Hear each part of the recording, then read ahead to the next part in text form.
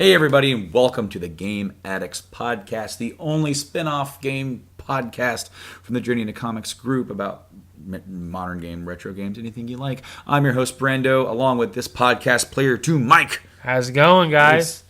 It's going quite well, actually.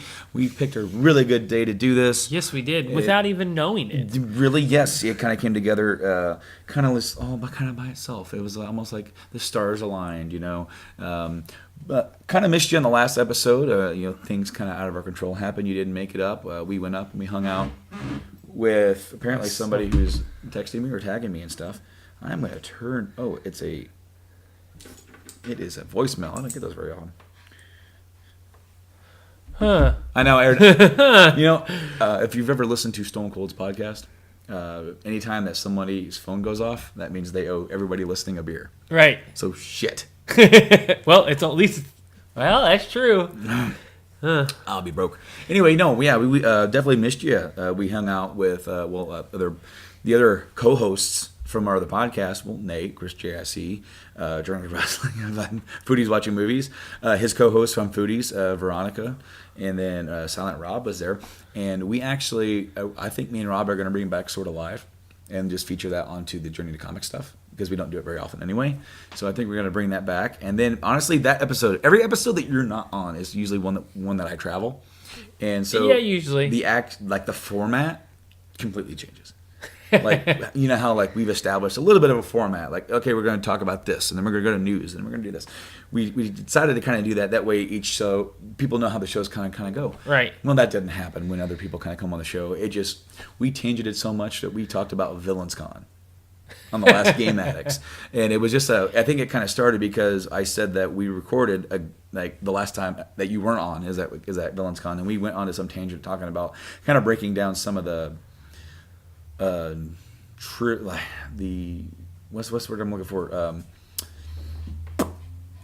Maybe some of the more controversial things that happened at Villains Con. We try not to go too deep into it because we really didn't want. I don't want to burn anybody, and I don't want to say anything bad about anybody.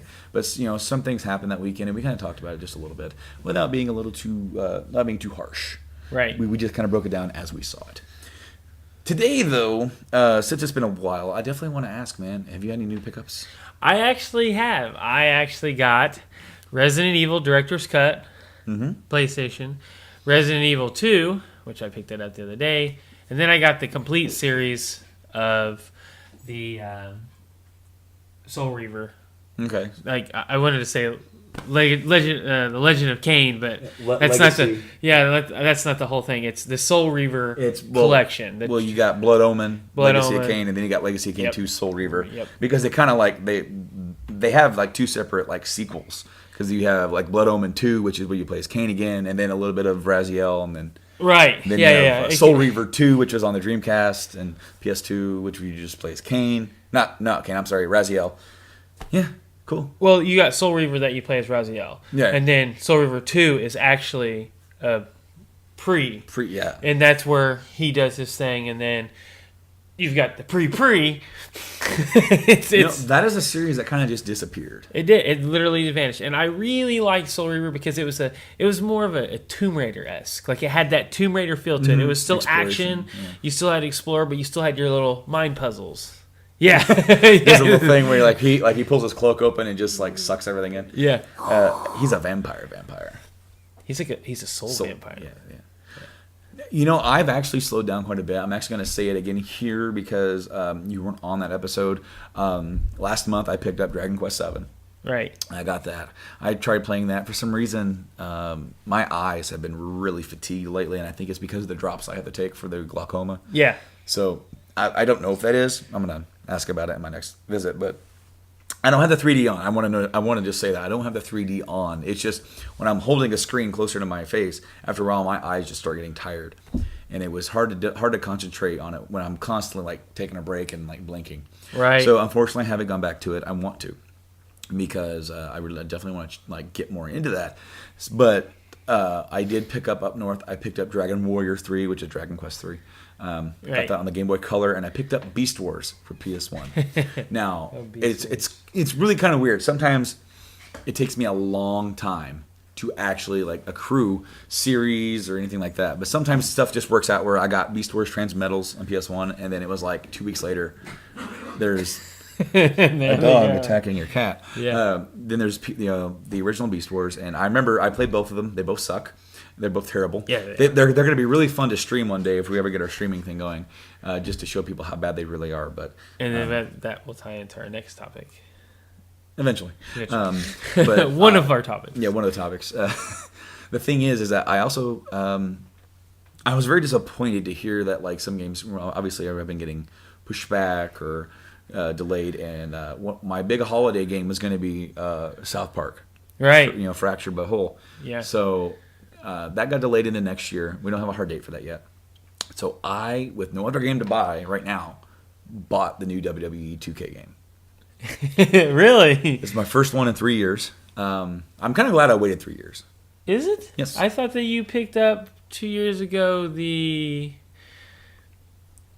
other one. No. The last one. The last one I picked up was 2K14. That was the first one under the 2K banner, but they weren't in control of it yet. The last one, yeah. So technically, by name, it's supposed to be WWE 14 because it was still under the old guard. They just finished it. Then the next one, 2K15, was on the PS4. So it was the first one on the next one. Then it was the next one after that. So then this is the first one I bought since then. Right. So it has been quite a few years since I got it. They're almost up to speed because when they went to the next console, they kind of went back a little bit. Right. Yeah, I remember that. So you know what? I'm very happy with it so far. It plays well. It has a lot of creative aspects. It's still no custom music because that's PlayStation's fault and Xbox's fault. Was it what's that game called? The baseball game on PlayStation. The MLB, the show. Yeah, they have custom tracks on that. And I think what they did is I read they have their own set app on the PlayStation for you to upload music to, so you can have your own custom music when that guy walks up to the plate. Oh yeah. And so basically, the game and the app runs. So 2K needs to do that because they can put that in all their games. Right. The NBA, the WWE, anything that they do. They could put that in there, and I hope they do that. I don't think I'll be getting next year's. I think that's what I'm gonna do. Because I do enjoy the games. I just there wasn't enough. Every year I was always able to talk myself out of it, and the only reason why I couldn't talk myself out of it this year is that there's nothing, absolutely nothing that I know I'm going to buy. I'm thinking of picking up Gears of War 4 around Christmas, just so I have something to play. Because I do want to play it, but I'm not like. What about 15? Maybe I'll see when you get maybe. Oh yeah, that's right. Because I am getting the collector's edition so that I can get the actual episodes. Yeah. Because they have, I think it's a 5 episodic thing. Yeah. I think it's 5, and the only way that you can get the final episode is if you pick up it's not really the collector's edition, but it's like the low grade collector's edition. The deluxe edition. Yeah, the deluxe edition. Like whatever you want to call it. It's still $90 though, just for the deluxe, and usually the deluxe is $10, but. This one has that in it. I believe it has a couple of in-game items that you pick up. Like it might have like Cloud Sword, the Buster, and then I believe that there's a couple other like things in there that they add in, but nothing extravagant. I hope it's good. I do too. Really, this is going to set the tone for 7. I mean, 7 is, as all Final Fantasy people know, 7 is the one that matters. Like everybody is, oh my god. Remake of 7. Oh my god. And we did the same thing. And the thing is that for me and you, it's that way. That is a way for everybody. Some people think 6 is the best. Right. And you know what? You guys are entitled to your opinion, however wrong it may be sometimes. I like 6. I really like 6. But 7 was the first. It's just era. If I'd have played 3/6 first, I might think that was the best of all time. I didn't. So guess where I'm at? I'm at 7. So don't mind the dog noise. Dog is going crazy. He wants attention and loves, but we are too busy nerding out. And I think we're gonna switch gears here. And you see how I did that? Yeah, I got it. So anybody who has seen the title of this episode knows that we're going to talk about the NX/Nintendo Switch. Yes, officially. Officially, The Switch, I'm glad that it wasn't the Focus. The Focus. That was a really weird rumor, and I'm glad it wasn't the Focus. I'm actually very glad. The Switch, Nintendo Switch, it makes sense because you switch from right. And it's the first one that's actually made sense. Not the Wii U. Yeah. It makes sense for what it is. Well, I mean, okay, so the DS stands for dual screen. Right. So, I mean, we got a lot of. I love some of the sound effects that your dog is applying. It's almost kind of like we're like.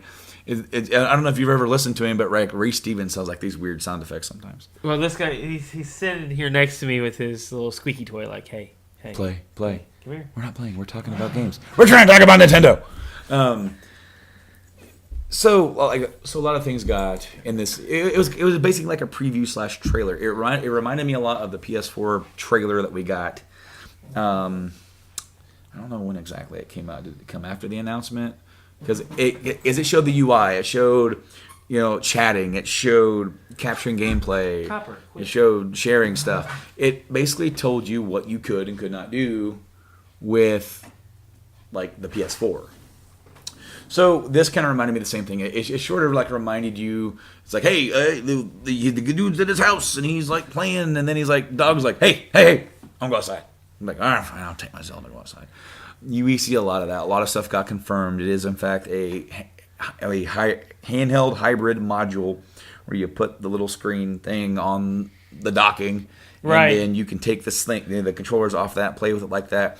There's one thing we had not seen before is that there's this little like module that you plug those into, so it's where you have more of a traditional controller feel, type feel. They also have a Pro controller. Right, but I'm wondering if that little, what are we going to call it? A controller dock station, basically, where you can dock it in there to this controller like S thing. Is that going to be like a battery? To extend the battery on that, like what is this module on this? That is a good point. Yeah, I mean, who knows? I'm sure that if it's not inherently a battery, then there's going to be a third-party version eventually that will be a battery. Will be a battery. The one thing I did notice is that the little like module controller type thing didn't look very comfortable to me.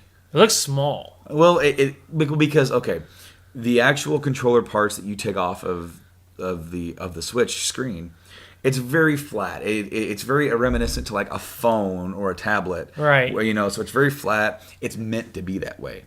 But then when you put them in a controller type form, and your hands are right there, I can see that being very like uncomfortable after a while, right? Which is why I was so glad that there was a traditional Pro like controller, like attached to this thing. It looked like the Wii U. Exactly like the Wii U. It's very similar, except they did move the sticks. They moved the sticks, right? Correct. But I'm feeling that just because in our gaming era, like right now, there will be like the little jellies that go on the sides to where like you can still snap them in, but it'll be more of a control-esque feel, like putting a curvature to it so that you can it cups in your hand. I'm assuming that's what's going to come out.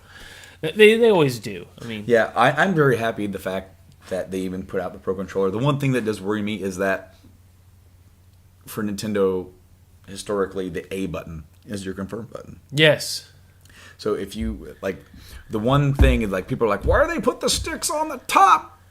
Because the old Pro Controller is like, well, they up here, what are they down here? Well, number one, on the Wii U Pro Controller, they put the sticks up top because, well, that's where the sticks are on the actual pad. Right. Okay.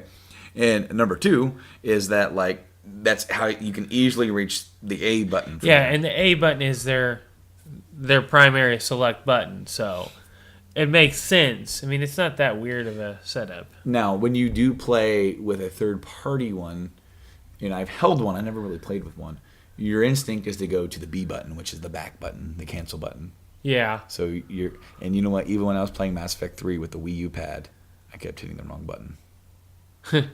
So, I do wonder if they're still going to have the A button be everything, which we kind of reach further up to hit that button all the time. Not that it's hard to do that. It's just kind of weird when you have the PlayStation and the Xbox ones have their A button or X button right in the middle, and that's where you hit it. And it's so easy. So when you're playing those games, you're going there. So when you play the Nintendo one, you have to go over here. Yeah, it's a little awkward, but that's what we get when we're into everything. When we're into all the consoles. Yeah, we're just all the consoles. I'm very, very excited that they finally released this thing or released the little preview. I'm pretty sure that we're going to get a Nintendo Direct at some point. Now, what we're going to do is that I think we're actually going to sit back. We're going to rewatch this whole thing and we're going to stop it to notify things that we're noticing. Fair enough. So what we're going to do is that we're going to sit here. And if you guys at home, you want to pull it up too, we just have the sound off. And we are just going to hit play. And we are going to stop it every single time that one of us has something to say. So if we forget to mention that we have stopped to say something, do apologize. Just note that, we're just going to be watching this thing and pointing out what we see. So we're going to hit play. We are at the very beginning. We are looking at a street. We are looking at outside. We are looking at a building. Are you going to do each one? And then inside here, the dude's playing Zelda, Breath of the Wild.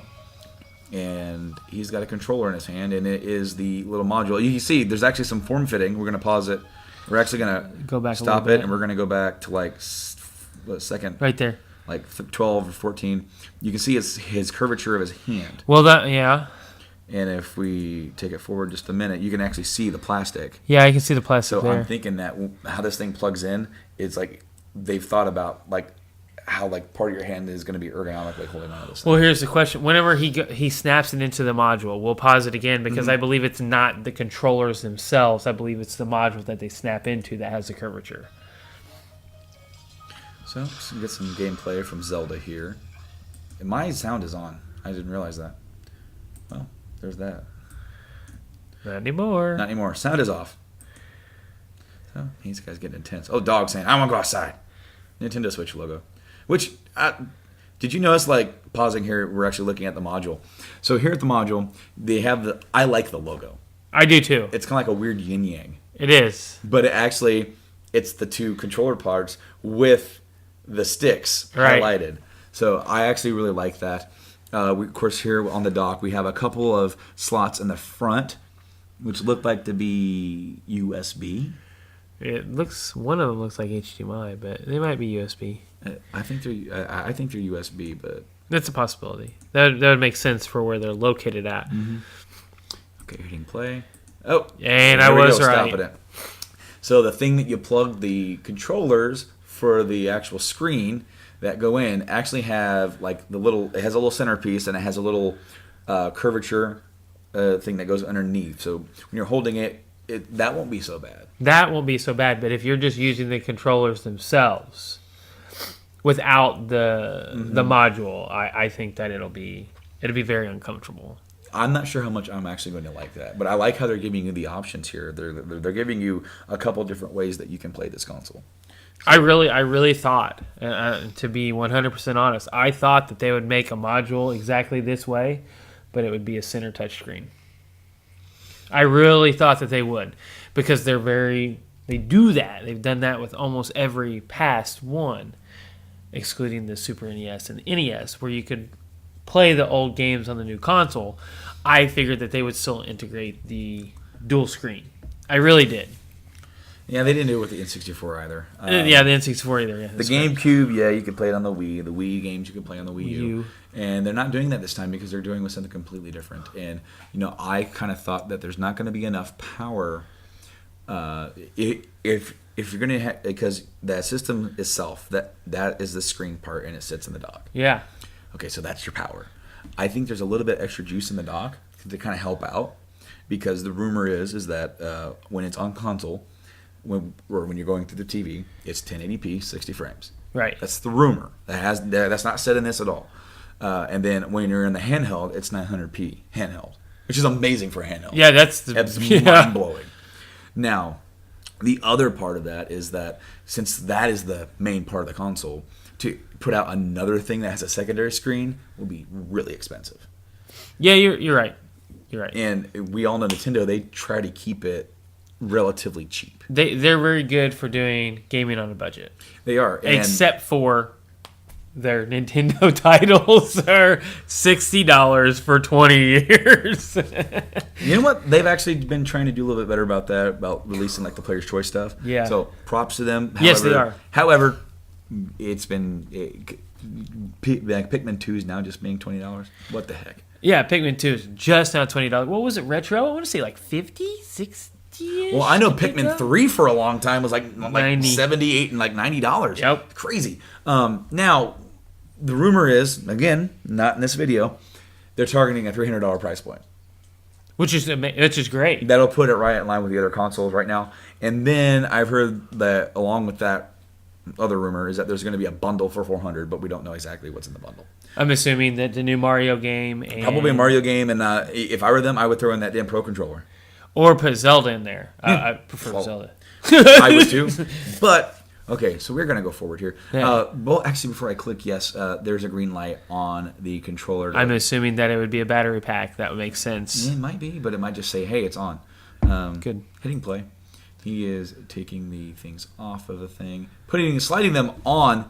Okay, so I paused it again, guys. At 31 seconds, it's gonna take a while. Yeah, it's gonna take a while. Okay, so he slides the controller bits onto the screen, Which the screen is actually in a U-shaped holder. Mm-hmm. So it's like a U-shaped holder that it actually slides down into, and then he slides the controllers onto the side of that And then lifts screen it and then lifts it out of the U-shaped holder. Also note that the game is still on the TV. It is. He hasn't turned that off. And if this is exactly how this goes, then you can just go up there and switch. And it instantly switches to your handheld. To your handheld. It doesn't actually stop because it actually doesn't stop the system because you're taking the system with you. Right. Which is pretty awesome. That's pretty awesome. So, continue on. And boom, there it is. Yes. Pausing it again. 1 second later, he lifted it up and then the TV went dark. And we get a little better view of the dock here. Yeah, a little bit. It's kind of dark, but yeah, it is dark, but you can definitely see the U shape where it's sitting in there. Hitting play now. He now has it with him. Look at the sticks. The sticks look kind of like the Wii. It's almost like a mixture between like the Wii U sticks and then like maybe the PlayStation. Yeah, maybe. Yeah, it looks like it. I mean, I'm not seeing a very good flat. Divot. No. See, the thing is that on the Pro Controller later on, the sticks really remind me of like the PlayStation sticks. Just while we keep going here, why don't I? Never mind. It's upstairs, in the game loft. I was gonna pull out the Pro Controller to compare. Continue on. That's a big dog. It is a big dog. Now he's out there. He's outside. And, hey, I'm gonna play me some Zelda outside. Oh, whoa, hold on. Whoa. Back it up. We are at 40. I know what you're pausing it for. So the pause in the game, or no. We're looking at we're getting a better look at the controllers themselves because that's not a regular D-pad. That is not a Nintendo D-pad. What is that? Those are 4 singular D-pad buttons. They are. Like 4 buttons over here. So when you're doing the 2-player, you have this module, I have this module. You have the exact same. They're exactly the same. Mm-hmm. And if you look at the way that they're designed, though, if you flip them the same way, each person, it would be exactly the same way. Yes. But the Pro Controller has a traditional plus style of Nintendo D-pad. So we're going to continue on here. He's playing some Zelda, sitting on a bench. Wrong way. Come on, man, you heathen. Nintendo Switch logo. He's going to get on him. He's going to get on himself on a plane. He's walking around. Oh. We're going to pause this. We're going to pause this and back this up just a second because he's putting a game in there. We are here, and there it is. The game card, a.k.a. What do they call those? XD cards? Is that what they're called for the 3DS? Yes, I believe so. Same style. That's where the games are going on. I don't know why he didn't have that in his damn system already. Maybe he's switching games. It snaps in just like this. It's just exactly the 3DS. He's hanging out with some blonde, saying, "Hey, how's it going? Help check out my game." Now I'm on the plane, and he's gonna get out here and goes, "You know what?" Now pause. Oh, hold on. It looks like go back a second or two. It has a internal kickstand. Yep. For you to And you get a good look at the back side here. Yeah. So you've got 2 shoulder buttons. That's the new standard now. And you have 2 shoulder buttons. It's relatively flat. There's nothing else on the back, really. You can see the game card slot on the top. It's just like the Vita. Yep. Really. And so that way it has something covering it. And then I definitely want to talk about the shoulder buttons. The buttons look a little bit more... round. Round, but less buttony. Right. Maybe a little bit more triggery. I don't know if it has any bounce to it. It might just be just kind of how it looks. Right. But on the Pro Controller, they are buttons. Yes. They are actual buttons. They are actual triggers buttons. or anything like that. So we are going to go forward, and he's going to place it down on his little tray. He's going to put his little headphones in. He's going to slide that off. He's going to play him some Skyrim on the plane. And we get some little... Wait, go back. What's that, buddy? Go back a little bit. What is this? Up top? Yeah. It is a plus sign. I don't think it's a button. Well, it might be a start or select button. Yeah, actually, hey, you might be right. Because Plus and they do have a plus and minus button. Plus and minus button. Because there's a minus button on the other side of this. And note that he is hitting the B button for his action, so maybe they've actually gone to where B button is. Well, look where the button layout now is actually, it's all vertical. So it's vertical from the actual buttons. So that makes sense. Skyrim. It looks really good. He's laid back. He's playing. He's having a good time. Look at this guy over here next to him sleeping. He's not watching him play Skyrim. Why is he not watching him play Skyrim? And this dude looking out the window. But I mean, I guess they're trying to say that not everybody's going to be into this. That's not a good. It should have been like 4 people looking at it. Hey, what do you got over there? And then he's out of the plane and he's like, I'm still playing. How do you have that much battery life, bro? He gets home. I don't know where he went. And then he pulls out the. Go ahead. Pro Pause Controller. and go back I'm trying to get to her. Yeah. We are now. That's good enough playing. Yeah, then. We're back at the door. We're going. He's opening. He's sliding this back in. I definitely want to get a good look at this. It looks like the vent. Is that a vent? Yeah, it looks like a vent on top. And then there's maybe volume or maybe power button. And then there's the game slot up there again. Right. Going on. And there is the controller. That looks like a PlayStation Sticks.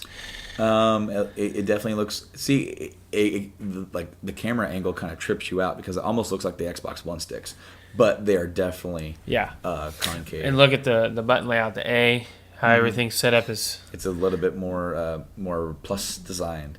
Yep. More streamlined. And then notice I said you actually have the old school type on the Pro Controller. Pro Controller, not on the other control modules. I think they're down there on the bottom might be controller indicator. Could be controller indicator. I'm wondering. Now, here's the thing that no specs have been released for this yet. No. And a big thing that Nintendo has been lacking for multiple generations is party chat. Mm-hmm. Chatting through games. Are we going to see more of that on this? Because it seems like they're still being innovative. Like, this is totally a new concept, and it looks fantastic. I cannot wait to get my hands on one. But you still need to be able to do what the other ones are doing to a certain degree. Like, we need to be able to talk about this, or to be able to chat. If you're playing Call of Duty, like if you're wanting to put more of the third-party games on your console, you have to have the party chat and stuff like that. So, well, hopefully they do something like that. We will see. I'm not sure.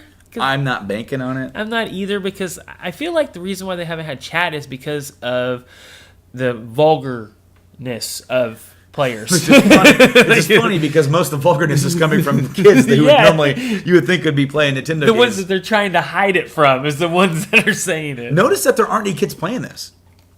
It's all older people. It looks like it might be shooting for our age group.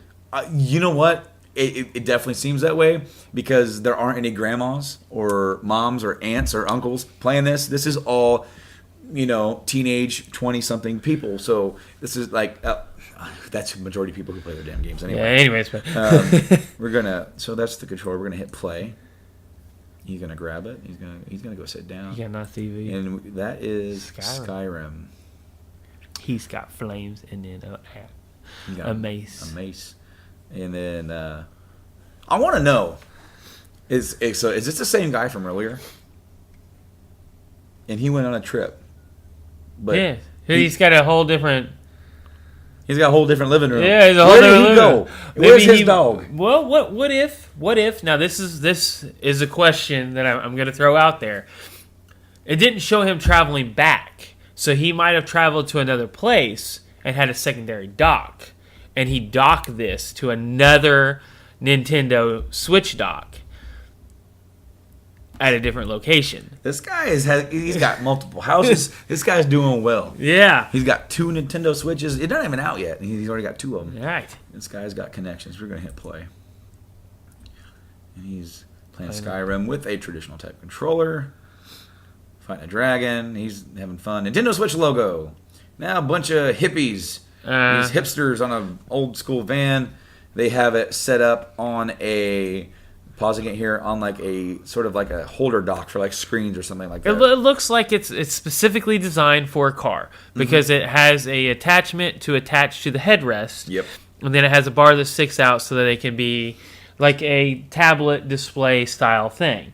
And then they both have the controllers in their hand. It's at the 2-player mode. Yeah, it's quote unquote. Left side, right side. Left side, right side. Yeah. Now they have it held sideways. They do look kind of tiny. They do look small, yes. Now, please note that not every game is probably going to support this. They are playing Mario Kart 8, which is going to be a port over to this. Which is, I mean, it's pretty cool to have this game on the go. It's a great game, fantastic. And I'm hoping that if they're smart, all DLC will be included. That would be brilliant. That would be, That'd and then be the but best way. I bet that they'll still charge $60.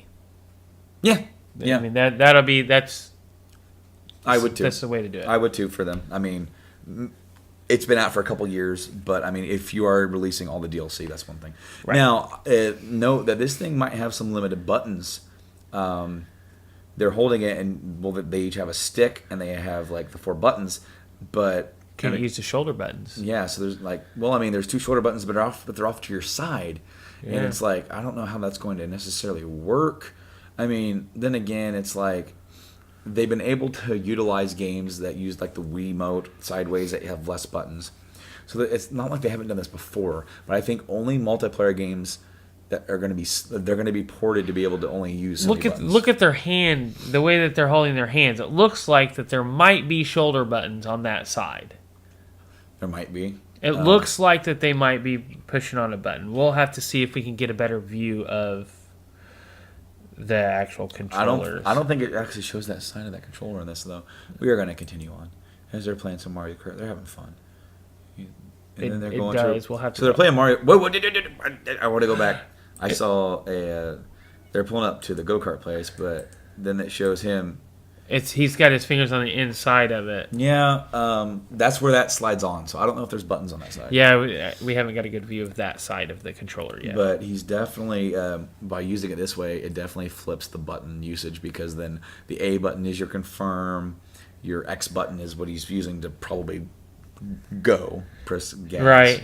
Yeah, so it definitely is going to change the button configuration a little bit. But I'm sure that the in-game menus are going to tell you that. Right. Without a doubt. That also has the home button on it. So yes, it whoever has that, he's responsible for the home button. And if he gets pissed off, he's losing, he's going to hit that home button. That's right. Screw you guys. Continuing on, we're going to go. And then they're playing actual go-karts now. Nintendo Switch logo. Now we're going to watch some guys playing basketball. We're out there. Hey, having a good time. Now we're done playing this. They have 2 Switches set up side by side. I just paused it, guys. And from this side, they are like side by side. So we're thinking they have wireless connection, multiplayer. They're playing NBA 2K17. I'm assuming that they've integrated the 3DS's like Street Pass style thing where they link up that way, and then you can. Well, it's not street style, but like your wireless connection. Your wireless connection. Now the thing is with this is that it also reminds me of like System Link. So you're doing like wireless System Link for your multiplayer, and they have 2 players on each one, using the modules as a controller. And on this side, you can actually see where the power button is. It's up there. It's on the upper upper left, and right next to it is probably going to be your volume. Because then on the other side, there's like a little vent, and then there's the headphone jack, and then there is the game card slot. It looks very sleek, slim, and sleek. I mean, we're looking at maybe the thickness of a tablet. Yes. That's what it seems like. Yep. And I remember seeing, like, I think Japan got a redesigned Wii U Pro pad or slightly slimmer one. They like they got a slim. The pad. 2, they got a slim 2. It's the Wii Pad 2. And we never got that, and we're not gonna get it. No, we're not. Continuing on, hitting play. And they're having some fun. They're playing some basketball now. Kind of going down here. Pass the ball. He going up. And he gets it. And they're having fun. Yay, high five. Nintendo Switch logo. So now a girl. The girl's now, okay, hold on. I want to pack that up because she has the 2 modules in, like, the regular thing. Or, like, the little, like, the thing that you put the... It's like, if you don't have the Pro Controller, you can put these in here on the, in, like, the little module. And they each... I believe that shows the power of each one. Each module has its own power, and it's showing you the amount that it has in each side. That would be interesting. I don't know why each one would have less than the other one, unless you're doing like 2-player and one guy's not playing for a while. Right. And I wonder if to charge these you just plug them into the console while it's docked. I would assume so. We're going to continue on. She's playing a new Mario game, which looks like Mario 64 Slash you said Sunshine. Yeah, it really looks like Sunshine. It is a third party. She's like, over there, something's going on outside. What's going on there? Hey, there's a rooftop party. Come on over. So she's going to pick up her Switch. She's going to take Mario, and they're going to go over there. She's going to go, check it out what I got. I got my Switch. And then, hey, you got this? What's this thing? And then they're going to play 2-player Mario? I assume so. It doesn't show the game. Let's go back just a second because they took the 2-player module out. Wait, I didn't go back far enough. And she's smiling, having a good time. Hey, quit, dog. And then from here, you can kind of see the other side of these modules. And is that a button I see? I think that there's 2 buttons in there, shoulder buttons. Obviously, there's not. Their fingers are kind of in the way, but it looks like they might be side by side. We just got to get a better look at it. Dagnabbit. Look at that. She's into that. She is. Mario is her life. It is intense. Wasn't that guy just playing basketball earlier? Yeah. I mean, these guys get around. He gets around. And look, I just want to notice. They all have red Solo cups. Let's have a party. So this is definitely geared to more of the 20-something yes. crowd. Nintendo Switch logo. Now is some. This is the tournament. Yeah, tournament stuff. For Splatoon. Yeah, they're looking at the 2 teams here. I really wish that we could see the side of one of those modules. I haven't paused it yet because I haven't seen anything I really want to like study on this thing and pause yet. Not in this section. I don't think we're going to get one on this. No, we're this probably is pretty much the end. Yeah, it's like, hey, we can dock them and clock them. And then they all pick up their Pro Controllers. Mm-hmm. Nobody uses that. I just paused it. In the middle, we have the plus and negative button. On each side, where on the top of those modules, you see a plus and negative button. And then it has a home button and then this button here. I don't know what that is. I don't know what that is. Maybe that's a share? A share button. Yeah, you know what? I've heard there might be an actual share button. Yeah, so it might be a Twitch-style thing like PlayStation has. Switch. Switch! Whoa. What? I actually do like that logo. It's a unique logo. But it tells you exactly what it is. And it almost looks like a domino. Yeah? Or like a dice. And looking at the controller, I can't tell if it's like an Xbox One controller or a PlayStation. I can't tell. It really looks to me like a PlayStation style stick, but either way. Hey, I meant to start it. Starting now. Huh? It's on now. Splatoon. Everybody, look at that. They sold out that arena for Splatoon. I think that's the last shot. We don't. I believe so. Nintendo Switch. And then it has the coming in March 2017. Yep, and that is it. So, Mike, thoughts? Pause. That's just okay. Just a trademark. I think that it's a great idea. I'm really excited for it. I'm a Nintendo fanboy, so I'm always excited for Nintendo stuff. But yet again, we're looking at what's the power? How is it going to contend with right now? Especially with PlayStation Pro being announced. Mm-hmm. You're talking about first 4K non-native gaming. So, I don't know. I would like to see some of the games. I mean, it looks like they're going more on the streamlined style for the controller. I mean, it's not super innovative. It's still innovative, but it's not like, hey, we have something completely different than everyone else, and it's really hard for the third parties to work with us. Now it looks like that it's very, very easy of a transition. Like it looks like everything's just going to go on there. No pun intended. No, nothing like the dual screen. None of that crap. It's just, I don't know. I mean, I really want to see inside those modules. Well, the individual controllers. Now, as you were talking, I decided to just kind of go to IGN. We just kind of watched this. I haven't read anything about this. I have no additional news. So if anything else has come out about this, we are finding out about it like right now. So basically, the Nintendo Switch dock provides TV output, charges, and powers the system. Right. So it also says that the home gaming system will absolutely support Amiibo for compatible Nintendo Switch games. If a Nintendo Switch game supports Amiibo, then the Switch home gaming system will as well.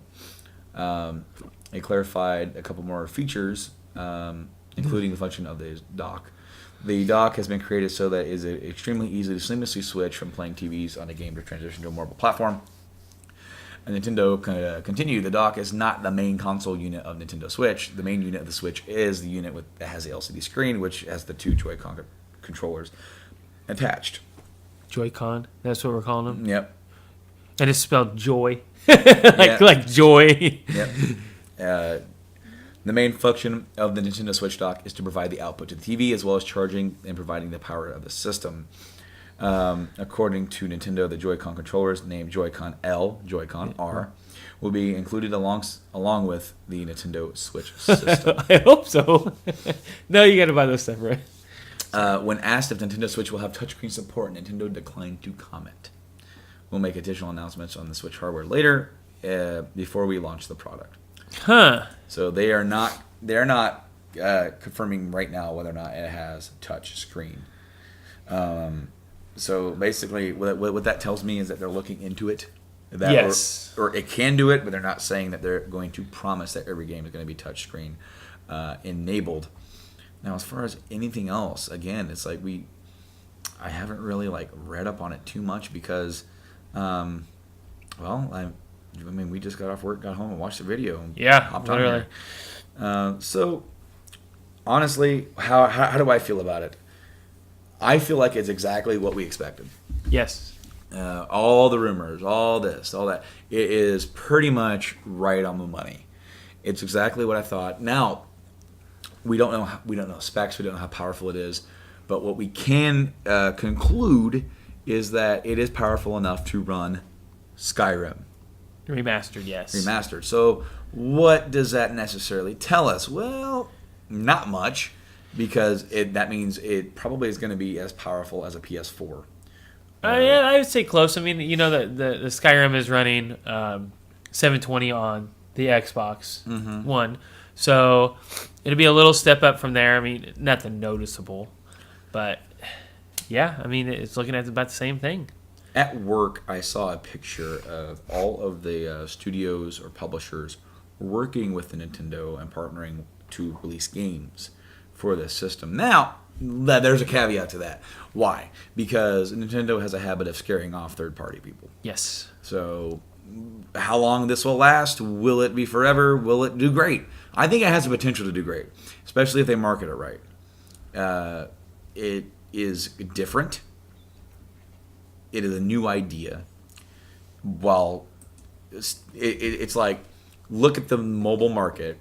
It appeases to that while innovating like Nintendo likes to do. It tries to differentiate itself from the pack. It does that. Will it succeed?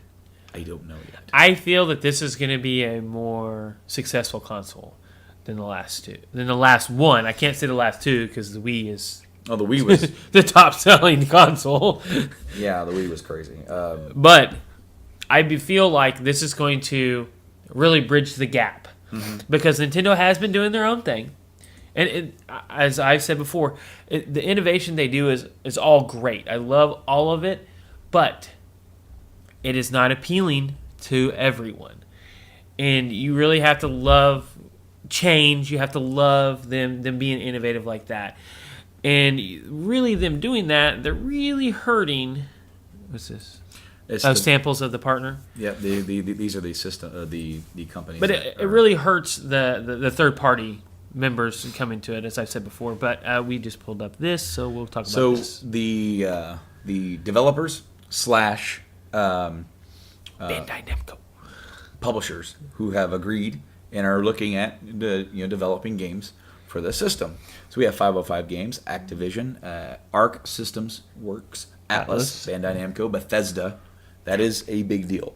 Bethesda is a big deal, yes. That is a big deal for me. Getting a Bethesda game on a Nintendo console is mind-blowing to me.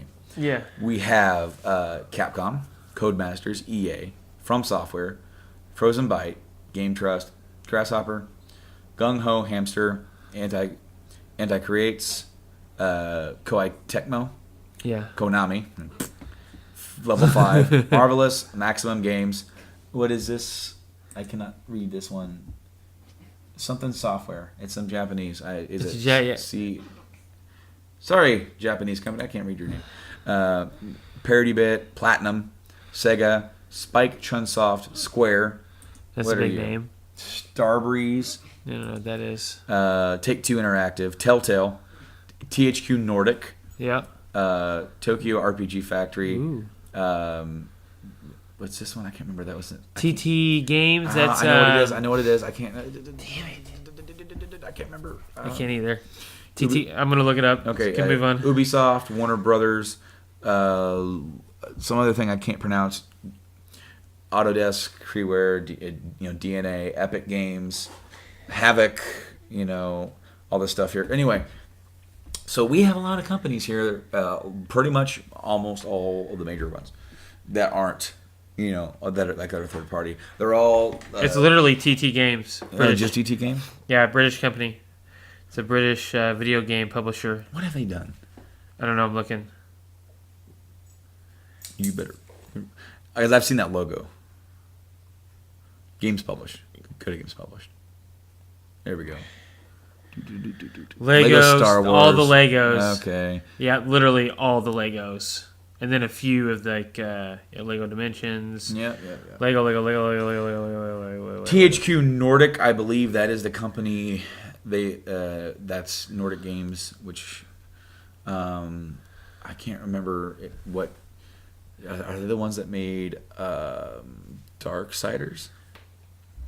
I don't know. I'm looking it up right now. I believe they're the ones that made Darksiders because that's the only form of THQ left. Like they bought THQ and then kind of did their thing. THQ Nordic right there. Because I want to, Darksiders. Yep. That's what I thought. Darksiders. Because it was Nordic Games, and then they bought what was left of THQ, and they've kind of did that.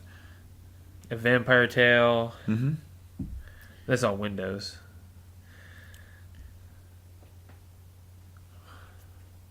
Arcania, Darksiders. Yep. Yeah, that's exactly what I thought. The thing is that, again, for me, the big one was getting a Bethesda game to run on this.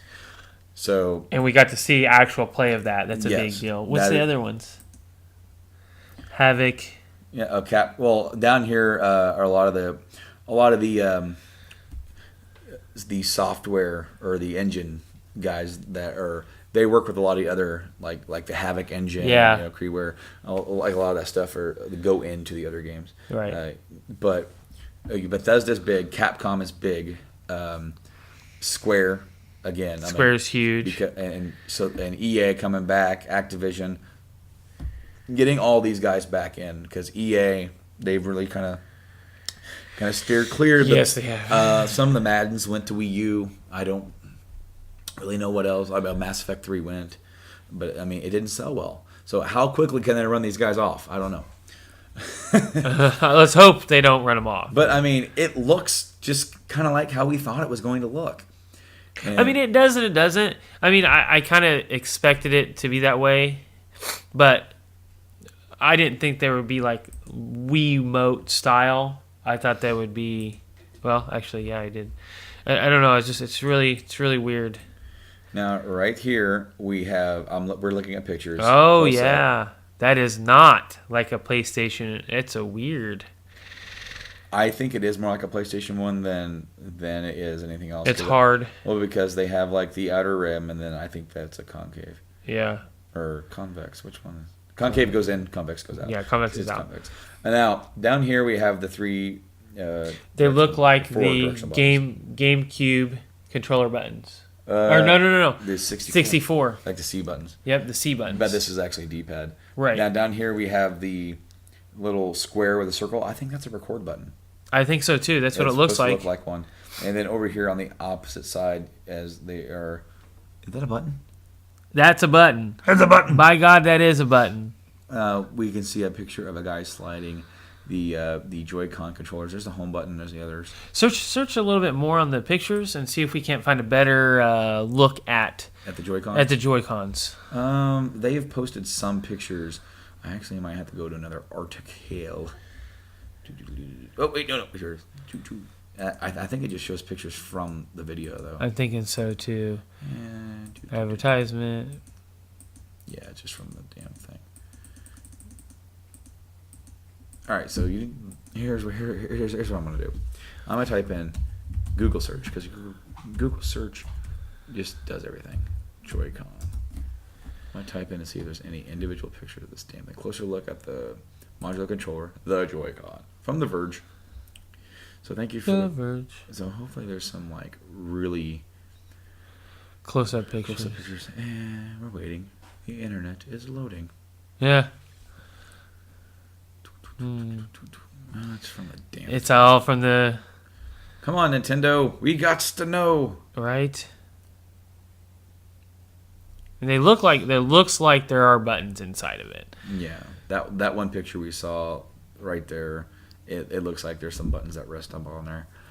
But I mean, I'm excited. I'm actually more excited than what I was before. Seeing Skyrim, I think, did it for me.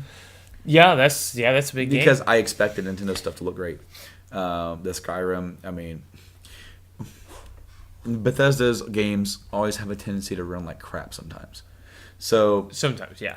I think for me, it's going to be a matter of how good does it run for a Bethesda game on this console, because we don't know the specs, we don't know exactly what's in it. So, which hopefully Nintendo will put out a direct about it.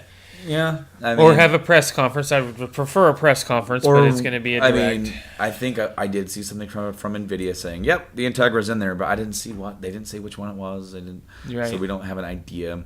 We'll probably know more the next time we get together and talk. So, that being said, Nintendo Switch is here and it's coming in March. We got a good view at it this time. I really felt like this should have been at E3, but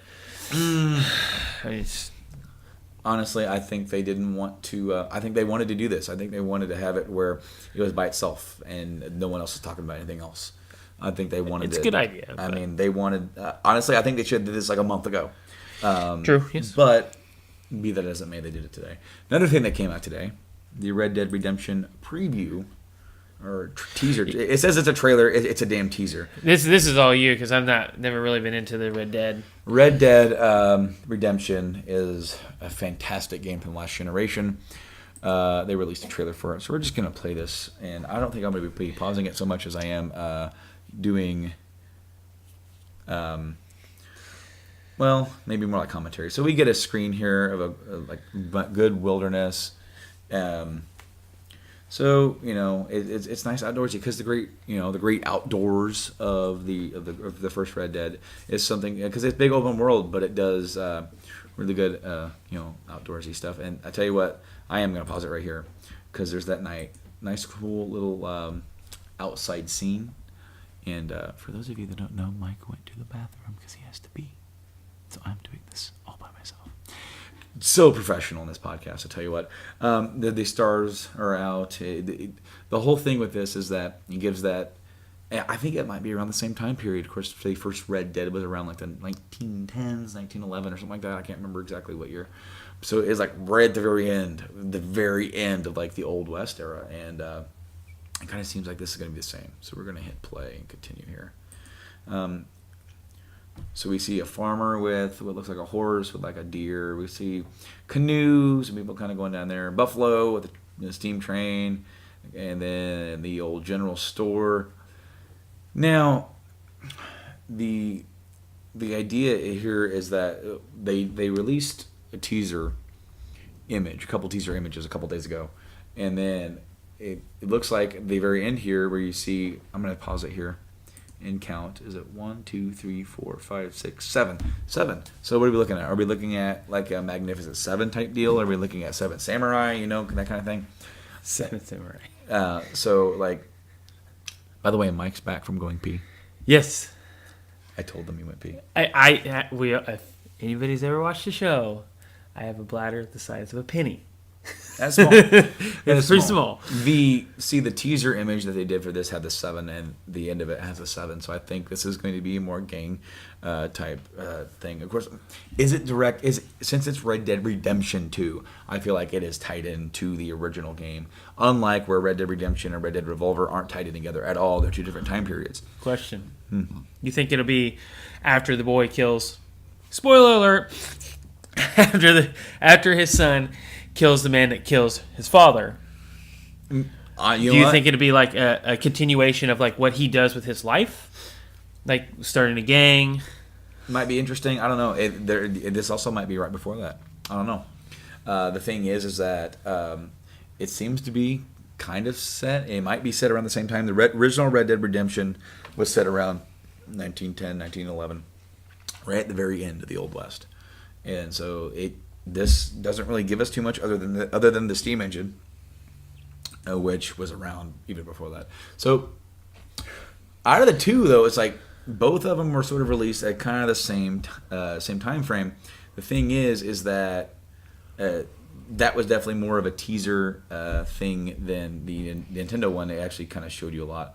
So I was actually a little bit more disappointed with the Red Dead than I ended up being. And we looked up another picture. I can't get that to be bigger, though. Really? Oh, maybe if I open image in the new tab. Not very much. Yeah, have fun looking at that. It really looks like a button, but you know. I don't know. Yeah. Anyway, yeah, Red Dead Redemption 2 coming out next year. Placeholder date. We'll see about that. Games have a very big tendency to be canceled. Or not canceled, I'm sorry. Pushed back, delayed. Sometimes they are canceled outright. That would make a lot of people sad. Some have been delayed for 11 years. 12, actually 15. No, I'm sorry. It is around 11 years. It's 11 years. It will be 11 years. Well, with that being said, PSVR came out, was it 2 weeks ago? A week ago? I think it was 2 weeks ago.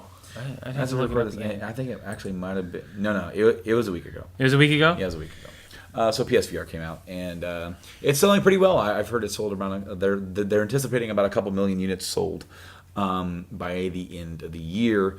And some people are reporting some problems. They're reporting feeling sick, getting sick.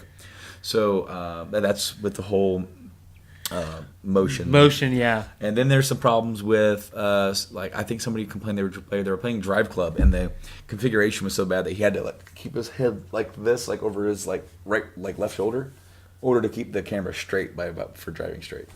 What? Yeah. So I'm assuming that they'll fix that with the software with a soft reset. I mean, some of these sound like the getting sick, the motion sickness. That's gonna happen with some people. Just can't handle it. I don't know if I want it, but I don't know if I can handle it. I was watching the Kind of Funny guys play a little bit of Arkham VR, and how they have the menus just floating. Oh yeah, that messes with me. I don't like that. See, I like that. I think that's cool. I think it's really neat. Yeah, I think that they could do more of a hub style and get rid of those floating menus. But, it's cool. I'm glad it's out. I'm glad it's doing well. I'm glad it's mostly reviewing well. I haven't heard anything bad about it. To be honest with you, 4.9 out of 5 stars. Really? It's a general consent. Yep. I just looked. I don't know how many. That's advertiser rating. I mean, that's a big It's quite a bit. I've heard it's doing very well for kind of a VR on the cheap. So, congrats to all the guys at Sony. October 13th. And then the time will tell though, because the Kinect also sold very well, and then was very quickly bounced to not being so highly regarded. So we'll see if this will stick around and become a thing, or if it'll be another fad. Speaking of Xbox One has been outselling PS4 for the past 3 months. Which we kind of figured we would, because they've really been turning that around.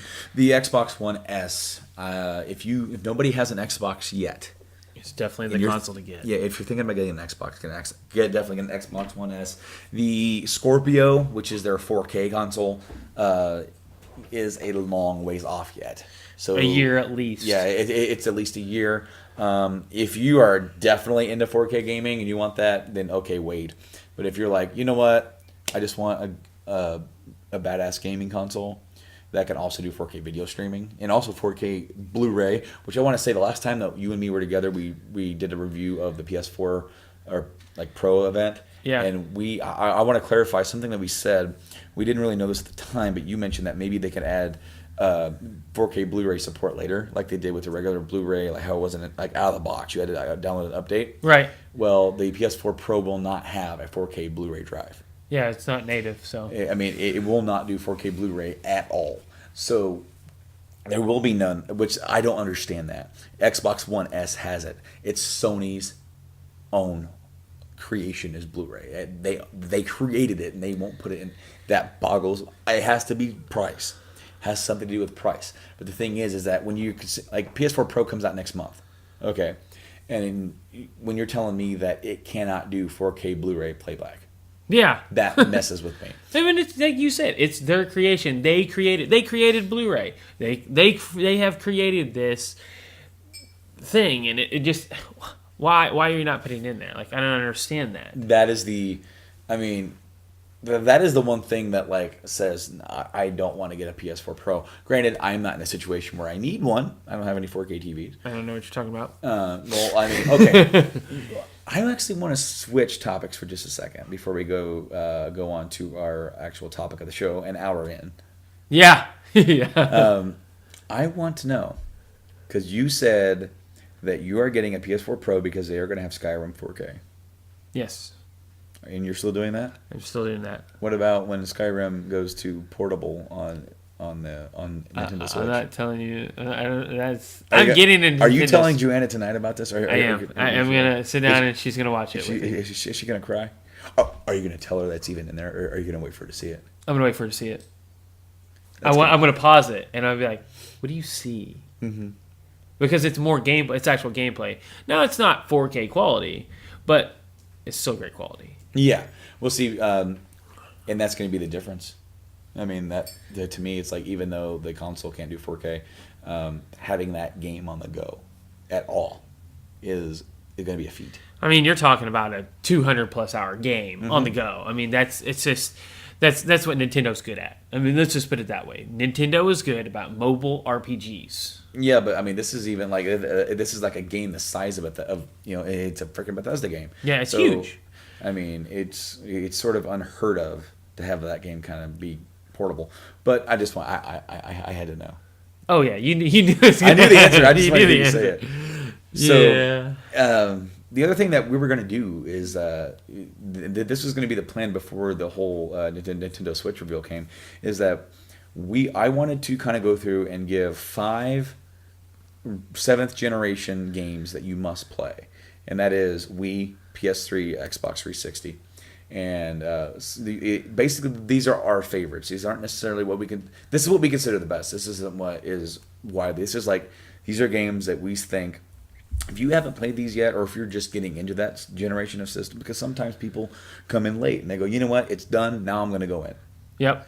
So if you're going to your cheaper prices, really. Cheaper prices. So if you're going to go in and you're going to check these out, we're going to designate when things are exclusive when necessary. So that way, like if there's a game on here that isn't exclusive, we will designate what systems these are on. So that way, you know which ones to get. Pretty much all of my. Yeah. 3 3 are exclusive. I also have some exclusives as well. So what we're going to do, well, who wants to go first?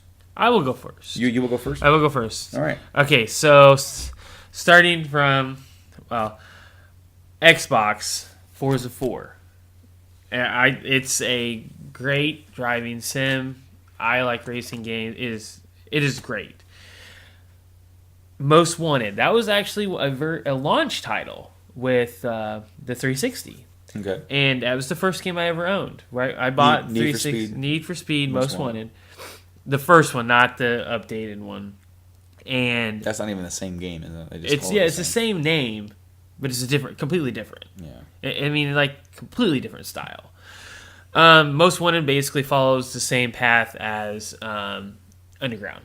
And then it's a wanted list, and you drive around, and yeah.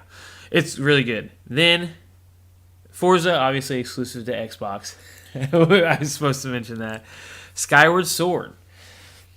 I recently picked this up, and I love it. It's a great game. I love Zelda games, but it's a great game, and it's just, I mean, it's exclusive to the Wii, and if you don't have a Wii and you don't pick it up, I mean, it's a must-have for a Wii system, a Nintendo Wii system. Just so you know, you can also get a Wii U. Yes. Play it on there. Yes. Because the Wii games are backwards compatible. Now, did you say that Most Wanted, that's for PS3 and it is, and 360? I believe that it is, yes. Okay. And then another Nintendo exclusive, Other M. Same thing he said. It is Metroid Other M. It is, if you are a Metroid fan at all, in all of the games, it says, this is this tale, blah, blah, blah, blah, blah, but there still is the Other M.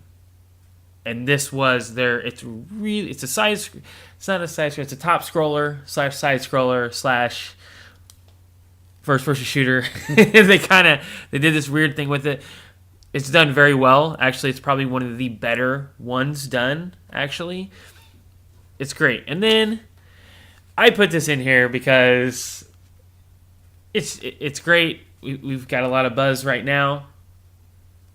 You're going to put most people, if you haven't picked it up on the old consoles, and this is for all the consoles excluding the Wii, so 360 and PS3, Skyrim. It's coming out. There's a lot of buzz. It's a fantastic game. It's a fantastic open world game, medieval style magic. I mean, it's a Bethesda game, and this household is a Bethesda household.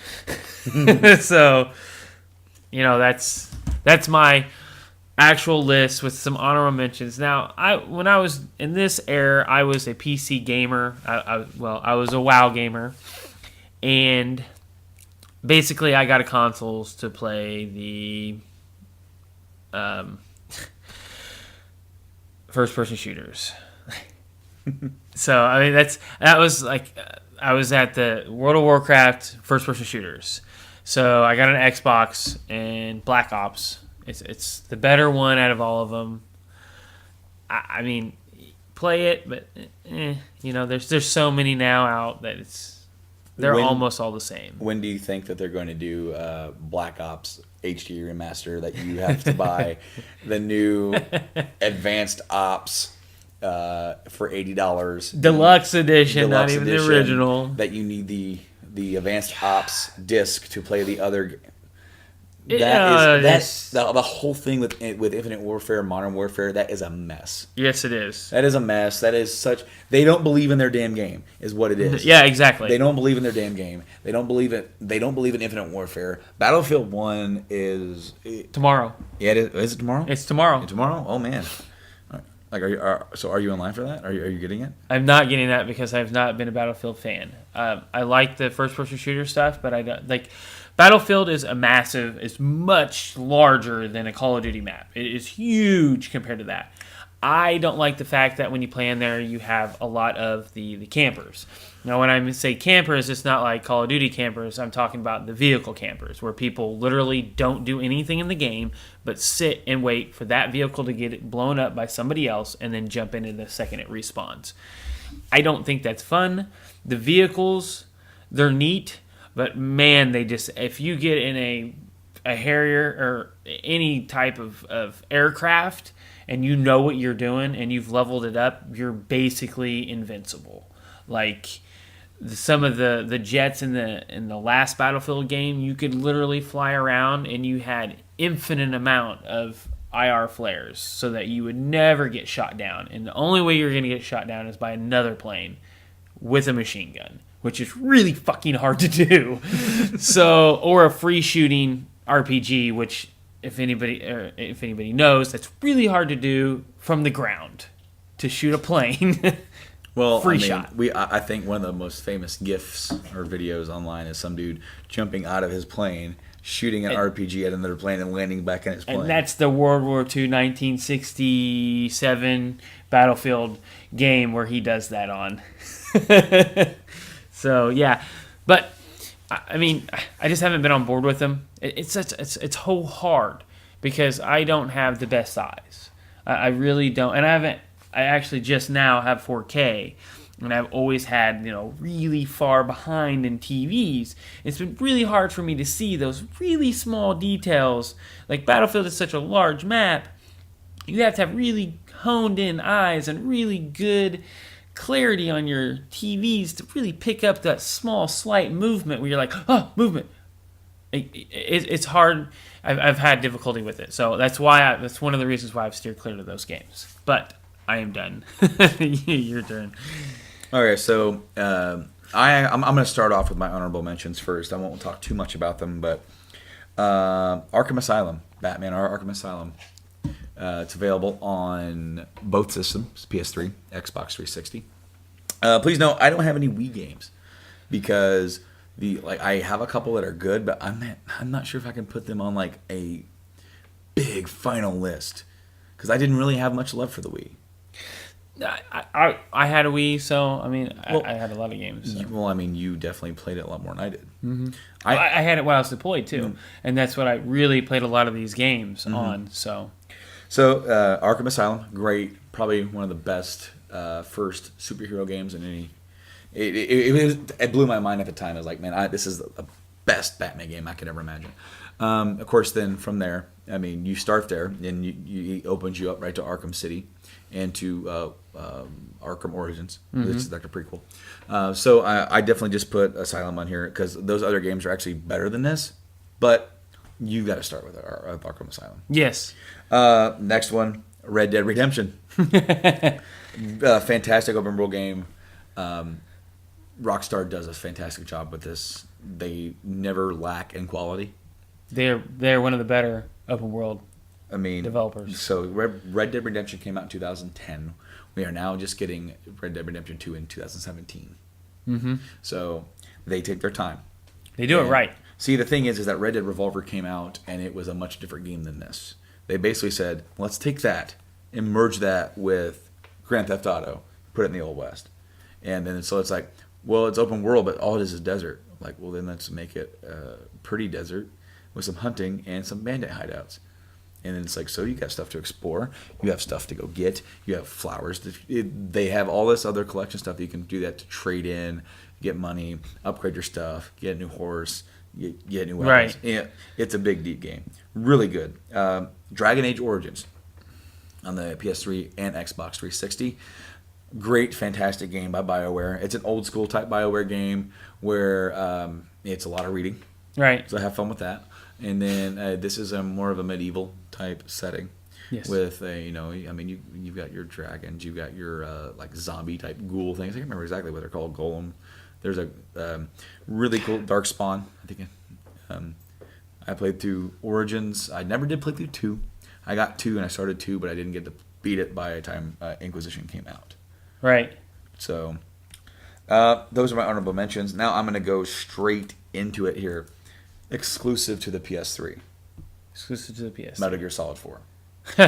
Yeah. Now there's been a caveat here, a little bit of a caveat, and that is because Metal Gear Solid 4 is a great game, but it's only it's only like a top tier masterpiece if you play the other Metal Gears. Yes. Because it is the wrap up of Solid Snake's story. So it really does. There's a lot of waiting. There's a lot of watching. but you're used to that anyway for Metal Gear, but not maybe this much. The gameplay is really good. It really took that early Metal Gear gameplay and brought it up to the next generation. Not so much as good as like MGS5 is, but it's almost like the in-between. It's like the old style, the MGS4, and then MGS5 is over here. MGS5 is you're never going to get any better gameplay. Good luck finding a better engine for Metal Gear than MGS5. Despite how lackadaisical the story might be, the gameplay is top-notch. Right. The sheer amount of fan service in MGS4 is just mind-blowing. They put so many little jokes. Granted, okay, can you enjoy this game without playing the other ones? Yes. Would I suggest you play the other ones? Yes. Yes. So from that standpoint, should it be on this list? Yes. Exclusive to PS3. You can't get this game anywhere else. I can't remember how many discs that Kojima was saying it was going to take to put it on the 360. It was going to be way too many because he didn't compress anything. Yeah, he didn't compress anything on the PlayStation, and it maxed out at 50 gigabytes. He didn't want to hurt the quality of the game. Yeah, right? But then see when you install the game entirely, it's like 14 gigs. So I honestly think it probably could have fit. Like, okay, so maybe early life 360, not so much, but like late life, maybe it could have fit on there. Yeah. But maybe it would have taken like 3 discs. Yeah. Next one on my list, Assassin's Creed 2. The series or the individual? Hold on. Assassin's Creed 2 was a phenomenal game. Yes. I didn't say Assassin's Creed 1 because it's not a phenomenal game. No.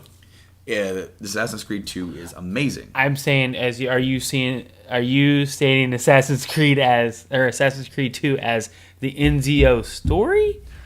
Kind of. Okay. But I'm not stating that way. What I'm saying is that can you go on and play Brotherhood and have an extension of the story? Yes. Can you finish it with Revelations? Yes. But can you play Assassin's Creed 2 from beginning to end and have a great story, great gameplay? Yes. Yes. It is a fantastic game. It is. And a game you must check out. It is on 360 and PS3. And yes, it is part 1 of a 3-part series, the Ezio trilogy. Which is the best trilogy. It is definitely the height of the series. Yes. It is the highlight of Assassin's Creed. It is what got it popular, in my opinion. It is. So Assassin's Creed 2 is an amazing, phenomenal game. It is my favorite out of the series, even with the other games. I think 2 is the most solid. I think Brotherhood is more of an expansion. Yes. And then Revelations is, yes, it wraps it up. Revelations it's more of a sequel than Brotherhood is. Right. What else do I have? Mass Effect. I was getting ready to say, Mass Effect, I know the rest. Again, that's almost like the same story. 2 and 3 play better, but Mass Effect 1 I think has the better overall individual story because it's the only one that stands alone. You can start Mass Effect and end Mass Effect, and there's never another story. That's fine. It leaves you like there's more. Right. My work's not done. But in reality, it's like Mass Effect 2, you start it up, and it's like after the events of 1. It's like, and then it ends, and it's like they're coming, So it's like it leaves you like there's definitely another one, and then in the third one, it's like, well, they're here. So it's like I think the first one is the only one that you can really like. Can you play the other ones and enjoy them? Obviously, you play the third one by itself and enjoyed it, but it is so much of a more rich, full experience when you get all 90 hours of it or more. When I played through Mass Effect 3 the last time with all the DLC, it took me almost 60 hours. Right, and that's just Mass Effect 3. That's just Mass Effect 3. And you're looking at 30 hours, almost 30 hours for each. 30 to 40, I would say. Yeah. Mass Effect 1, great, fantastic story. Again, that's on 360. It was originally exclusive to 360. Then it's now on PS3 digitally. You almost said 1. I almost did, yeah. Well, because I was thinking of like there is no single copy for me. I was thinking of like there's no one single copy of Mass Effect 1 on the PS3. You either download it digitally by itself or you get it in the trilogy set. Yep. So that's the only way they can get a physical copy is they get it on a trilogy set, or I think England might, or somewhere in Europe. I think they did get a single. Somebody got one. I think they did get a single one because part of me wants to just import it and then play it. No, I don't. I'm a Mass Effect freak, so yes, you are. So I must own a lot of different variations. Now I don't even have to look because I know what they are. I was going to look, but I don't have to. What did I say? The Last of Us. The Last of Us. The Last of Us is best game of the last generation. It's definitely up there. I didn't put it like as my last one to talk about because I feel like I feel like I do have a reason to defend the other one against this one, but it's not by much. This one has probably one of the best stories of the last generation. It is exclusive to the PS3. It is made by the people who made Uncharted and Crash Bandicoot and Jack and Daxter. Mm-hmm. It is a phenomenal experience. Really it's like the gameplay at some point does kind of get rinse and repeat. Mm-hmm. You know, you got to get through an area, you can't get caught, or you're gonna die. You know, right. But the story as you go along this journey with this guy and this girl, it's second to none. The bickering, the little bickering, the small talk that they do when they're on their adventure together. Like they're in a room and she'll start talking, and he's like, "Shh, be quiet. They're in the other room. They're right there." And all of a sudden they get down. And they get down. Yeah. The small details of that are just unbelievable. Him describing ice cream trucks. Yes, and the little joke book she finds. Mm-hmm. Yeah, the really. So then she starts telling him. Yeah, and he's like, "Ugh."